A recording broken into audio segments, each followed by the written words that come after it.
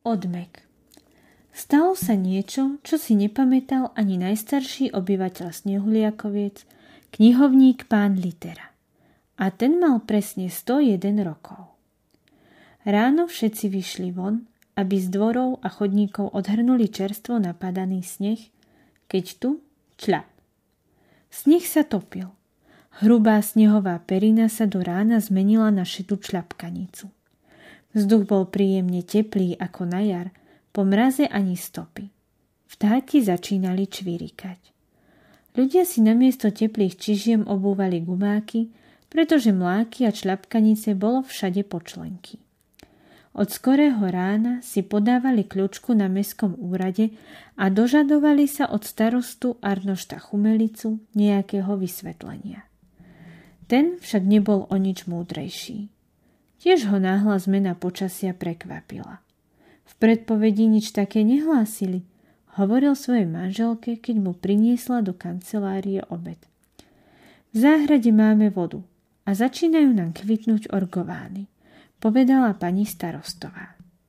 Popoludní bolo také teplo, že Snehuliakovčania idúci z práce si niesli kabáty v rukách. Isto je to predzvesť konca sveta, hromžil pán Smrkoš, vynášajúc kompóty z vytopenej pivnice. Tohtoročné Vianoce budú tuším bez snehu. Krútila hlavou cukrárka Maškrtková, keď sa s batohom pobrala dolu do mesta.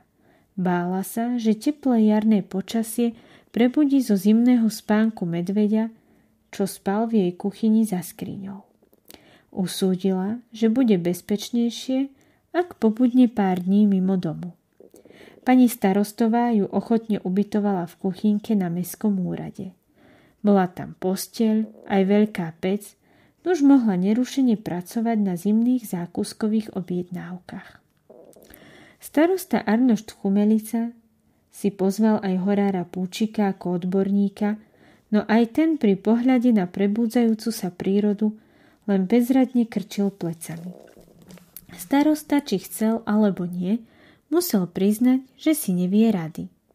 Najhoršie bolo, že sa im začala topiť aj snehová socha Snehuliaka na zlatom podstavci, symbol tohtoročnej zimy. Starosta sedel v pracovni za stolom. Snažil sa niečo vymyslieť, no kvapky stopiaceho sa snehu, čo cupitali na parapet, ho neustále vyrušovali. V tom si na niečo spomenul. Odkiaľ si vytiahol hrubočízny telefónny zoznam a začal sústredene listovať. Našiel číslo, čo hľadal. Vytočil ho a čakal. Medzi tým Snehuliakovčania hľadali spôsob, ako prinavrátiť do mesta sneh. Preto povyťahovali z domov plachty a prikrývali strechy, aj chodníky, ďalší vešali na stromy chumáčiky vaty. V potravinách sa čoskoro vypredala múka, práškový cukor a v oddelení drogérie chýbal okrem vaty aj detský púder a pena na holenie. Starosta sa tváril zachmúrene, keď telefonoval s paňou zo štátneho meteorologického ústavu.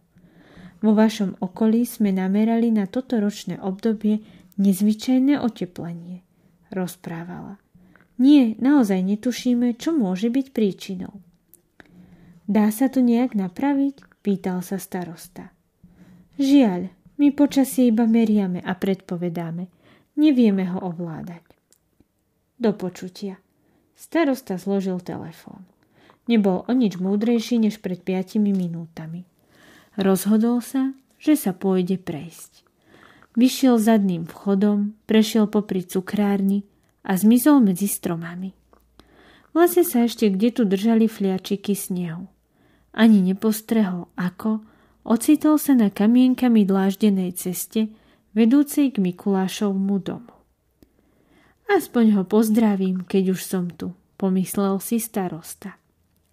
Mikuláš sedel na dvore, pozeral na strechu, v ktorej bola stále diera po komíne a v rukách držal knihu. Vyzerala podobne ako starostov telefónny zoznam. Dobrý deň, Mikuláš, ako sa vám darí? Začal starosta zvesela. Dobrý, stále mám starosti s tým prekliatým komínom. Odkedy mi ho raketový pohon na kočiari odrazil, sneží mi do kuchyne. odpovedal Mikuláš. To je nemilé. Teraz, keď sa oteplilo, vám snáď už snežiť nebude. No, veď toto. Aj za to môžem tak trochu ja. Hundral si zahambený Mikuláš do brady. Ako to? Starostovi od zvedavosti podskočilo obočie.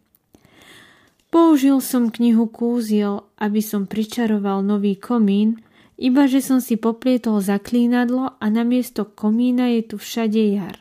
Zalomil rukami. To ste mali hneď povedať. Isto by vám remeselníci zo Snehuliakoviec prišli postaviť nový komín. Navrhnem im to len, čo sa vrátim.